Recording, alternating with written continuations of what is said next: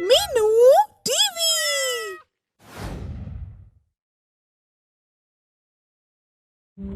बहुत समय पहले की बात है। हिमालय के पहाड़ों में एक सिद्ध महात्मा रहा करते थे।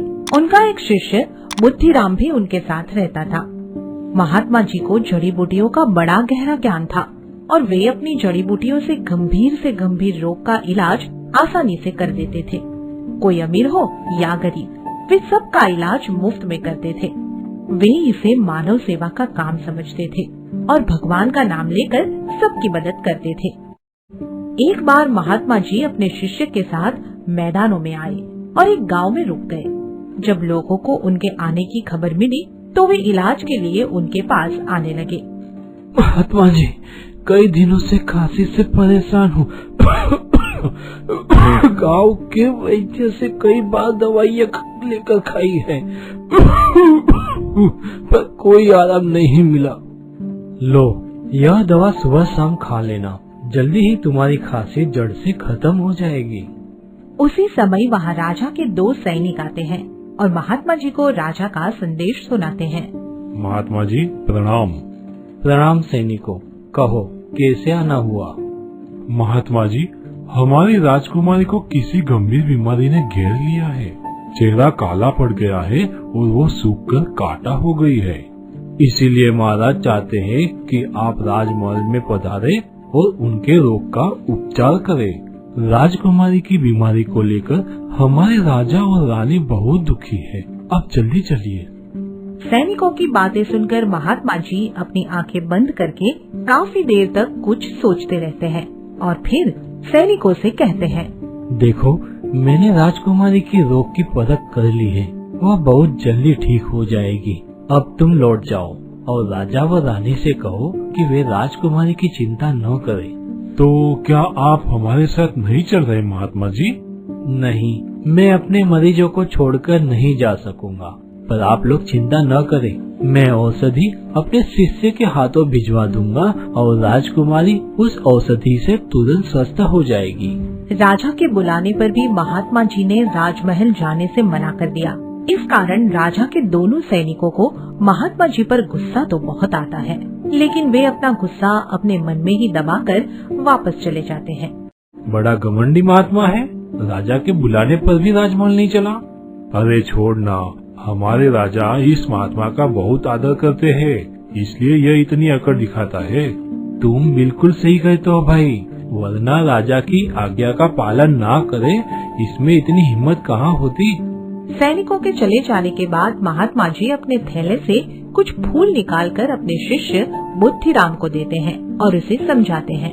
बेटा, ये फूल राजमहल जाकर राजा के हाथों में सौंप आओ और उनसे कहो कि राजकुमारी सुबह शाम 2 बार इन फूलों को सूंघ ले। इनके सूंघने मात्र से उनका रोग ठीक हो जाएगा और वे पहले की तरह स्वस्थ हो जाएगी। गुरुजी, क्या राजा से कोई दान दक्षिणा लेनी है या नहीं? नहीं बेटा बुद्धिराम, कुछ नहीं लेना। हम धन के लिए ये सब नहीं करते, हम तो मानव सेवा के लिए ये सब करते हैं। ठीक है गुरुजी, राजा कुछ देना भी चाहेंगे तो भी मैं नहीं लूँगा। बुद्धिराम फूल ले जाकर राजा को दे देता है और जो भी महात्मा जी ने उसे समझाया था सब बता देता है। वहाँ राजमहल के ठाठ बाट देखकर बुद्धिराम बड़ा प्रभावित होता है और उसके मन में धन का लालच आ जाता है। इसी कारण वह राजा से उन फूलों के बदले धन की मांग करता है। महाराज, आप आज्ञा दे तो मैं आपसे कुछ कहना चाहूँगा। हाँ हाँ कहो, जो भी कहना चाहते हो खुलकर कहो। महाराज, हमारे गुरुजी ने इन औषधियों के बदले में सोने की 1000 मोहरों की मांग की है।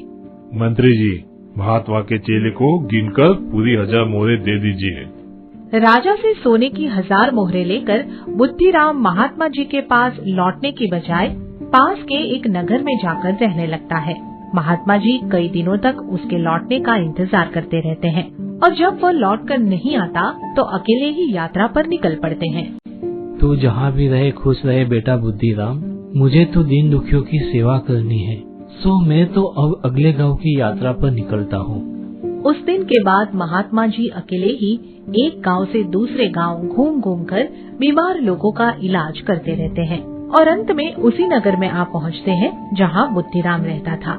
वहाँ उनके पास एक आदमी अपना मुंह छिपाकर इलाज के लिए आता है। वह आदमी और कोई नहीं बल्कि उनका शिष्य बुद्धिराम ही होता है।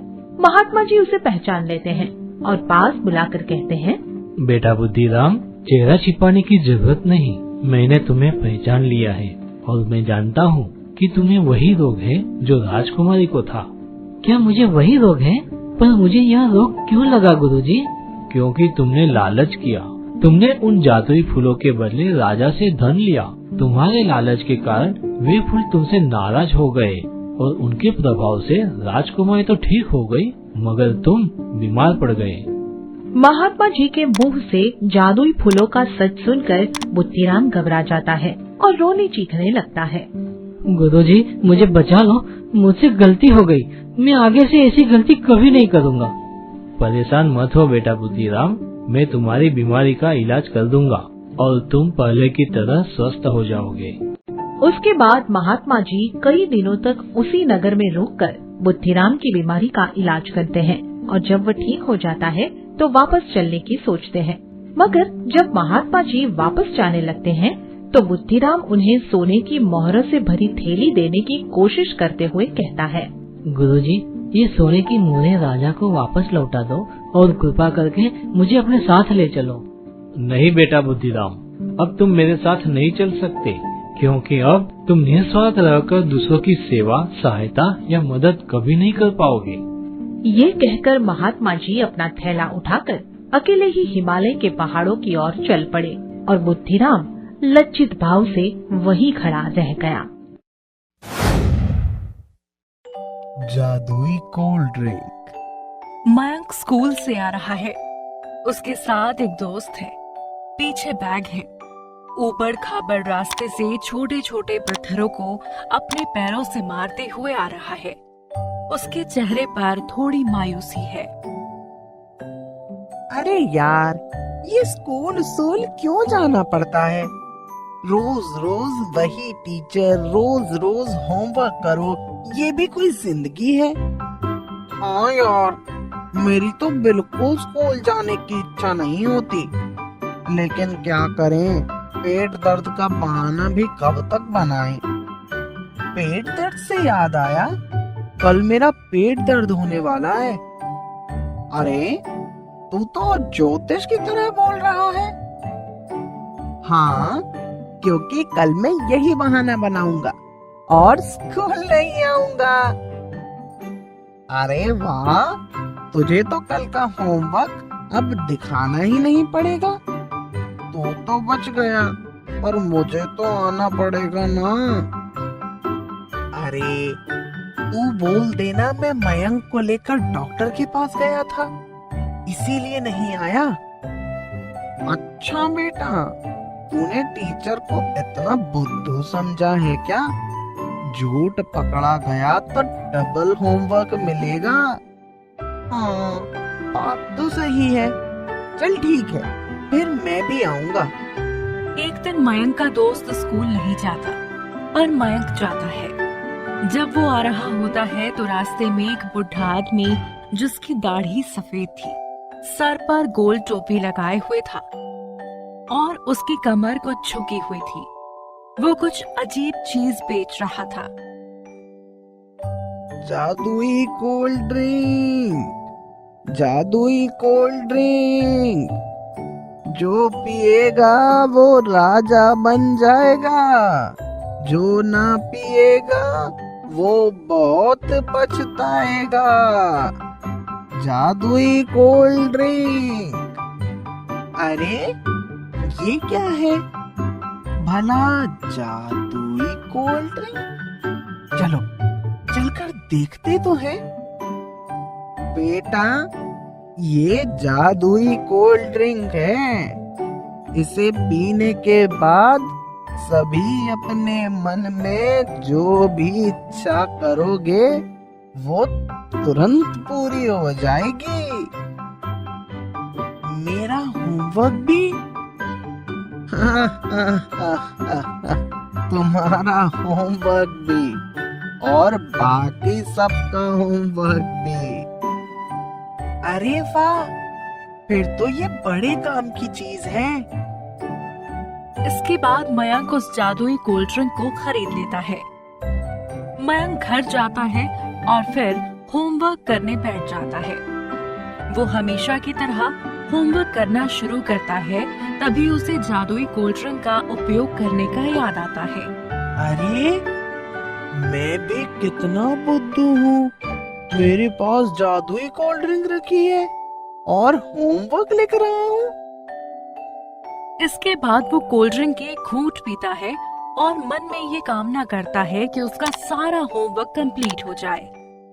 ऐसी कामना करते ही उसका होमवर्क कंप्लीट हो जाता है। अरे वाह, ये तो काम कर रहा है। अब तो मेरी सारी परेशानी दूर हो जाएगी। अगले दिन मयंक स्कूल जाता है और सबसे पहले अपने खास दोस्तों का होमवर्क जादुई कोल्ड ड्रिंक की मदद से पूरा कर देता है। मयंक की इस ताकत से सभी हैरान हो जाते हैं और उसकी खूब तारीफ करते हैं। एक दिन क्लास में मयंक कहता है कि आज किस किस का मैथ पढ़ने का मन नहीं है। सभी स्टूडेंट्स ने एक साथ कहा, आज मन नहीं है कि मैथ्स की क्लास ना लगे, कुछ करना मयंक। अच्छा, तुम सब कह रहे हो तो मैं कुछ करता हूँ। इसके बाद मयंक जादुई कोल्ड ड्रिंक पीता है और फिर मन में इच्छा करता है कि मैथ्स के टीचर ना आए। इसके कुछ ही देर बाद खबर आ जाती है कि आज मैथ्स की क्लास नहीं लगेगी। देखते ही देखते मयंक की इमेज बढ़ने लगती है, लेकिन इसके बाद उसे थोड़ा घमंड भी हो जाता है। सब लोगों से वो कहता है कि उसे गुरुजी कहकर बुलाएं। एक दिन वो अपने घर में बैठा था, तभी उसने सोचा कि पढ़ाई लिखाई करने का क्या फायदा, क्यों ना मैं जादुई कोल्ड ड्रिंक पीकर इतना पैसा मांग लूं कि कोई नौकरी करने की जरूरत ही ना पड़े। इसके बाद वो ऐसा ही करता है। मुझे इतना पैसा दे दे कि कभी पैसों की जरूरत ना पड़े। देखते ही देखते मयंक का कमरा पैसों के ढेर से भर जाता है। इतना पैसा एक साथ देखकर मयंक पहले तो खुश होता है, फिर सोचता है कि इतना पैसा वो चलाएगा कहाँ। हे भगवान, अब इतना पैसा मैं कहाँ रखूंगा? पापा मम्मी को पता चला तो मेरी जान निकाल देंगे। तभी दरवाजा खटखटाने की आवाज आती है। मयंक घबरा जाता है और उसे कुछ समझ नहीं आता तो दरवाजा खोल देता है। हे भगवान, तूने इतना पैसा कहाँ से पाया? कहाँ से चोरी करके इतना पैसा लाया है? वो पापा, मैं बता जल्दी, नहीं तो मैं अभी पुलिस को बुलाता हूँ। पुलिस बुलाने की बात सुनकर मयंक बुरी तरह घबरा जाता है और जादुई कोल्ड ड्रिंक की सारी बात अपने पापा को बता देता है। बेवकूफ, तुझे पता भी है कि तूने कितनी बड़ी गलती की है। यदि पुलिस ने इतना पैसा देखा तो सबको जेल में डाल देगी। तू चल मेरे साथ उसी जगह जहाँ से तुझे ये कोल्ड ड्रिंक मिली थी। सॉरी पापा, मुझसे बहुत बड़ी गलती हो गई है। मैं आपको उसी जगह ले चलता हूँ।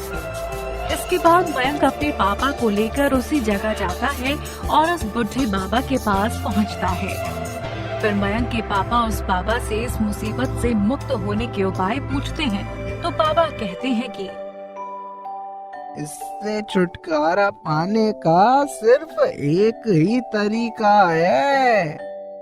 सभी जादुई पैसे वापस चले जाएं। ऐसा सोचकर जादुई कोल्ड ड्रिंक की बोतल को तोड़ देना है।